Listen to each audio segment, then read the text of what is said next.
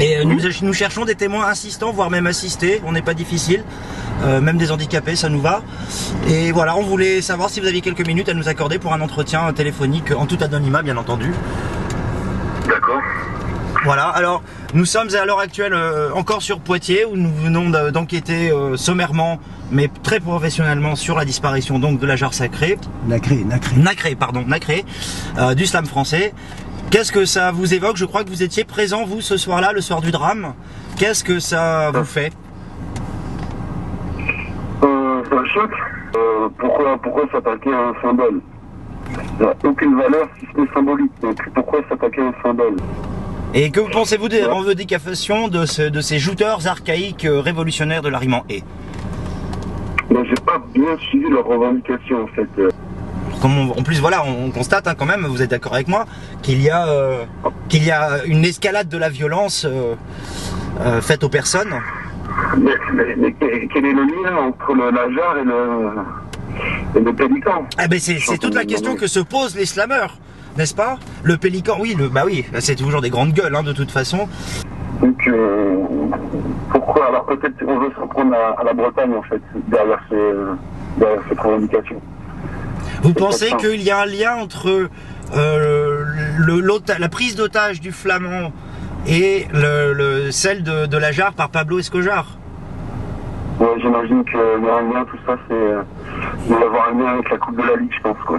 Une vengeance, certainement, je pense, et il doit y avoir un truc comme ça.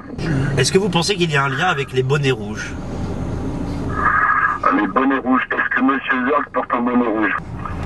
C'est possible, moi vous savez, j'ai pas le temps, je suis journaliste, la culture, c'est pas mon truc. Dans l'époque dans laquelle on vit, on est de moins en moins étonné de ce genre d'attitude, certainement des terroristes, je pense, des terroristes du verbe de la rime. Je vois que ça, des gens qui n'auraient aucune culture poétique, qui veulent s'en prendre à ce qui nous reste de poésie en France. Vous pensez que ce sont des gens qui n'ont... Vous pensez que ce sont des gens qui n'ont aucune culture poétique? Sinon celle de la rime en « et ». Ça c'est certain. Non, je pense que c'est quelqu'un qui était là, alors soit quelqu'un qui n'était pas là, qui a commandité le vol, ou alors quelqu'un qui était là et dans un excès de frustration, de mauvais joueurs, il s'en serait pris à la jarre.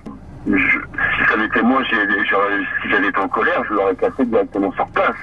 Alors à la vue de tout le monde, secrètement, mais je ne me serais pas embarrassé d'essayer d'exfiltrer une jarre d'une soirée slam pour ensuite essayer encore plus fort de la sortir de Poitiers, qui est quand même une des grosses capitales du slam. C'était prendre beaucoup de risques, je pense. D'accord. À moins qu'il y ait des connivences avec l'hôpital, ce qui n'est pas à négliger.